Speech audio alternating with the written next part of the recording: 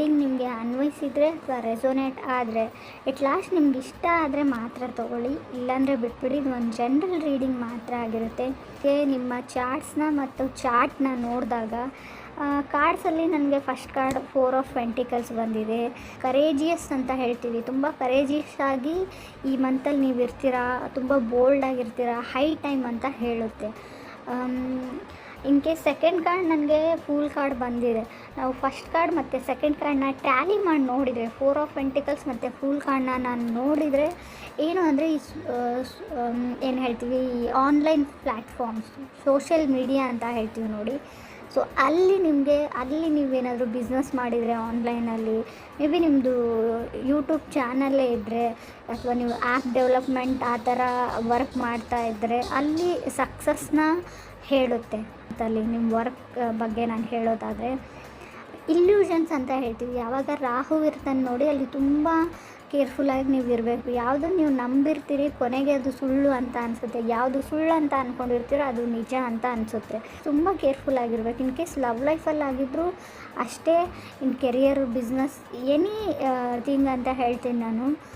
Spending ಬಗ್ಗೆ ಹುಷಾರಾಗಿರಿ ಅಂತ ಹೇಳ್ತೀವಿ ನಾವು. ಖರ್ಚಿನ ಬಗ್ಗೆ ತುಂಬ ನಿಗಾ ಇರಬೇಕು. ಥರ್ಡ್ ಕಾರ್ಡ್ ನನಗೆ ಪೇಜ್ ಆಫ್ ವಾಂಡ್ಸ್ ಬಂದಿದೆ. ಪೇಜ್ ಆಫ್ ವಾಂಡ್ಸ್ ಅಂದರೆ ನಿಮಗೆ ಫಾರ್ ಎಕ್ಸಾಂಪಲ್ ಹೇಳ್ತೀನಿ ನಾನು, ಆಲ್ರೆಡಿ ಮ್ಯಾರಿಡ್ ಆಗಿದರೆ ಮಗು ಬೇಕಾಗಿರಲ್ಲ ನಿಮಗೆ, ಸದ್ಯಕ್ಕೆ ಫೈನಾನ್ಷಿಯಲಿ ನೀವು ನಿಭಾಯಿಸೋಕ್ಕಾಗಲ್ಲ ಅಂದರೆ, ಸೊ ಪ್ರೊಟೆಕ್ಷನ್ ಇಲ್ಲದೆ ಏನೋ ಮಾಡೋಕ್ಕೆ ಹೋಗ್ಬಿಟ್ಟು ಪ್ರೆಗ್ನೆಂಟ್ ಆಗೋವಂಥ ಚಾನ್ಸಸ್ ಇದೆ. ನೀವು ಮದುವೆ ಆಗಿಲ್ಲ, ಇನ್ ಕೇಸ್ ಬರೀ ರಿಲೇಷನ್ಶಿಪ್ಪಲ್ಲಿದ್ದೀರಾ, ಸೊ ಗರ್ಲ್ಫ್ರೆಂಡ್ ಇದ್ದಾರೆ, ಬಾಯ್ ಫ್ರೆಂಡ್ ಇದ್ದಾರೆ ಅಂತಲೇ ಅಂದ್ಕೊಳ್ಳಿ, ಪ್ರೆಗ್ನೆಂಟ್ ಆಗೋ ಚಾನ್ಸಸ್ ಇದೆ. ನಿಮ್ಮ ಕೈ ಮೀರಿ ಹೋಗೋ ಕೆಲವೊಂದು ಚಾನ್ಸಸ್ ಕಾಣಿಸ್ತಾ ಇದೆ. ಆ ವಿಷಯದಲ್ಲಿ ಕೇರ್ಫುಲ್ ಆಗಿರಿ. ನನಗೆ 4th ಕಾರ್ಡ್ ಜಸ್ಟಿಸ್ ಕಾರ್ಡ್ ಬಂದಿದೆ. ಸೊ ಜಸ್ಟಿಸ್ ಕಾರ್ಡನ್ನ ನಾವು ಆಲ್ರೆಡಿ ಹೇಳಿದ್ದೀನಿ ನಾನು, ರಾಹು ಇದ್ದಾನೆ, ಜಸ್ಟಿಸ್ ಕಾರ್ಡ್ ಇದ್ದಾನೆ, ಏನೋ ಒಂದು ತೊಗೊಳ್ಬೇಕು, ಮಾರಬೇಕು ಅಂತ ಅಂದ್ಕೊಂಡಿರ್ತೀರ, buying or selling something. Signature ಬಗ್ಗೆ ಕೇರ್ಫುಲ್ ಆಗಿರಿ. ಏನಾದರೂ ಸೈನ್ ಮಾಡ್ತೀರಾ ಅಂದರೆ ತುಂಬ ಕೇರ್ಫುಲ್ ಆಗಿರಿ. ಕೆಲವ್ರಿಗೆ ಆಲ್ರೆಡಿ ಮದುವೆ ಆಗಿದೆ, ಇಲ್ಲಿ ನನಗೆ ಉಸಿರಾಡೋಕ್ಕೂ ಆಗ್ತಾಯಿಲ್ಲ ಅಂತ ಅನಿಸ್ಬೋದು, ಈ ಮ್ಯಾರಿಡ್ ಲೈಫಲ್ಲಿ ಅಂತ ಅನಿಸ್ಬೋದು, ಇಲ್ಲಿಂದ ಹೊರಗಡೆ ಹೋಗಬೇಕು ಅಂತ ಅನಿಸ್ಬೋದು. ಜಸ್ಟಿಸ್ ಕಾರ್ಡ್ ಇರೋದ್ರಿಂದ ದೂರ ಆಗಬೇಕು ಅಥವಾ ಡಿವೋರ್ಸ್ ತೊಗೊಳ್ಬೇಕು ಅಂತ ನಿಮಗೂ ಅಥವಾ ನಿಮ್ಮ ಪಾರ್ಟ್ನರ್ಗೂ ಖಂಡಿತ ಈ ಮಂತಲ್ಲಿ ಅನಿಸುತ್ತೆ.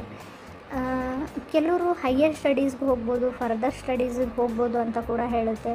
ಗೋಯಿಂಗ್ ಬ್ಯಾಕ್ ಟು ಸ್ಕೂಲ್ ಅಂತ ಹೇಳುತ್ತೆ, ಮತ್ತು ಸ್ಕೂಲ್ಗೆ ಹೋಗೋ ಚಾನ್ಸಸ್ ಇದೆ.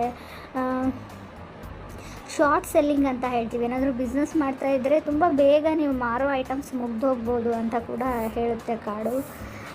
ಮನೆ ಫರ್ನಿಚರ್ ತೊಗೋಬೋದು, ಸೋಫಾ ಆಗಿರ್ಬೋದು, ಬೆಡ್ ಆಗಿರ್ಬೋದು, ಕಾಟ್ ಆಗಿರ್ಬೋದು, ಸಮಥಿಂಗ್ ತೊಗೊಂಡಿರ್ತೀರೋ ಆಲ್ರೆಡಿ ಒಂದು ಶಾಪಲ್ಲಿ ಬೈ ಮಾಡಿಬಿಟ್ಟು ನೆಕ್ಸ್ಟ್ ಅದೇ ಬೇರೆ ಶಾಪಲ್ಲಿ ಹೋದಾಗ ಅದೇ ಥರದ್ದು ನಿಮಗೆ ಕಮ್ಮಿ ರೇಟಲ್ಲಿ ಸಿಗ್ಬೋದು. ಸೊ ತೊಗೊಂಡ್ಬಿಟ್ಟೆ ಅಂತ ರಿಗ್ರೆಟ್ ಮಾಡ್ಕೋಬೋದು, ಹೆಚ್ಚಿಗೆ ದುಡ್ಡು ಕೊಟ್ಟೆ ಅಂತ ಕೂಡ ಅನ್ನಿಸ್ಬೋದು, ಆಲ್ರೆಡಿ ನಿಮಗೆ ಅನಿಸಿರ್ಬೋದು. ಕೆಲವ್ರಿಗೆ ರೀಕನೆಕ್ಷನ್ ಎನರ್ಜಿ ಇದೆ, ನಿಮ್ಮ ಎಕ್ಸ್ ಬ್ಯಾಕ್ ಆಗೋ ಎನರ್ಜಿ ಕೂಡ ಇದೆ. ಸೊ ನನಗೆ ಕೊನೆಯದಾಗಿ ಸನ್ ಕಾರ್ಡ್ ಬಂದಿರೋದ್ರಿಂದ ನಿಮ್ಮ ಮನಸ್ಸಲ್ಲಿ ಏನಾದರೂ ಕ್ವಶನ್ಸ್ ಅಂತ ಇದ್ದರೆ ಎಸ್ ಆರ್ ನೋ ಅಲ್ಲಿ ಕೇಳೋದಾದರೆ ಎಸ್ ಅಂತ ಹೇಳುತ್ತೆ. ಸೊ ಖಂಡಿತವಾಗ್ಲೂ ರೆಸ್ಟ್ ಮಾಡಿ, ಸ್ವಲ್ಪ ವೆಕೇಷನ್ಸ್ಗೆ ಹೋಗಿ ಎಂಜಾಯ್ ಮಾಡಿ ಅಂತ ಹೇಳುತ್ತೆ. ಸನ್ ಕಾರ್ಡ್ ಬಂದರೆ ನಾವು ತುಂಬ ಪಾಸಿಟಿವ್ ಕಾರ್ಡ್ ಅಂತ ಹೇಳ್ತೀವಿ. ಬಟ್ ನೀವು ಕೆಲವೊಂದು ಏನಾದರೂ ವಿಷಯಗಳನ್ನ ನಿಮ್ಮ ಮನೆಯವರಿಂದ ಅಥವಾ ನಿಮ್ಮ ಪಾರ್ಟ್ನರಿಂದ ಏನಾದರೂ ಮುಚ್ಚಿಟ್ಟಿದ್ರೆ, ಸೀಕ್ರೆಟ್ ಅಂತ ಹೈಡ್ ಮಾಡ್ತಿದ್ರೆ ಅದು ಹೊರಗಡೆ ಬರುತ್ತೆ. ಸೂರ್ಯ ಎಲ್ಲನೂ ಬೆಳಕಿಗೆ ತರ್ತಾನೆ, ಸನ್ ಎಲ್ಲನೂ ಲೈಟ್ ಮಾಡೋದ್ರಿಂದ ಎಲ್ಲನೂ ಸ್ಪಷ್ಟವಾಗಿ ಕಾಣಿಸುತ್ತೆ. ನಿಮ್ಮ ವ್ಯಕ್ತಿತ್ವನೇ ಅಂತ ಅಂದ್ಕೊಂಡ್ರು ಕೂಡ ಬೇರೆಯವ್ರಿಗೆ ನೀವು ಹೇಗಿದ್ದೀರಾ ಅಂತ ಸ್ಪಷ್ಟವಾಗಿ ಗೊತ್ತಾಗುತ್ತೆ. ಬೇರೆಯವರಿಂದ ಆ ವಿಷಯ ಗೊತ್ತಾಗೋ ಮೊದಲು ನೀವೇ ಹೋಗಿಬಿಟ್ಟು ಯಾರಿಗಾದ್ರೂ ಹೇಳಲೇಬೇಕಾದ ವಿಷಯ ಇದ್ದರೆ, ಅವ್ರಿಗೆ ಗೊತ್ತಾಗಬೇಕಾದಂಥ ವಿಷಯ ಆಗಿದ್ದರೆ ಖಂಡಿತವಾಗ್ಲೂ ಸೊ ಹೇಳಬೇಕಾಗಿರೋದನ್ನು ಹೇಳಿಬಿಡಿ. ಟೈಮ್ ತುಂಬ ಕಮ್ಮಿ ಇದೆ ಅಂತ ಕೂಡ ಹೇಳ್ತಾ ಇದೆ ಕಾರ್ಡ್ಸು.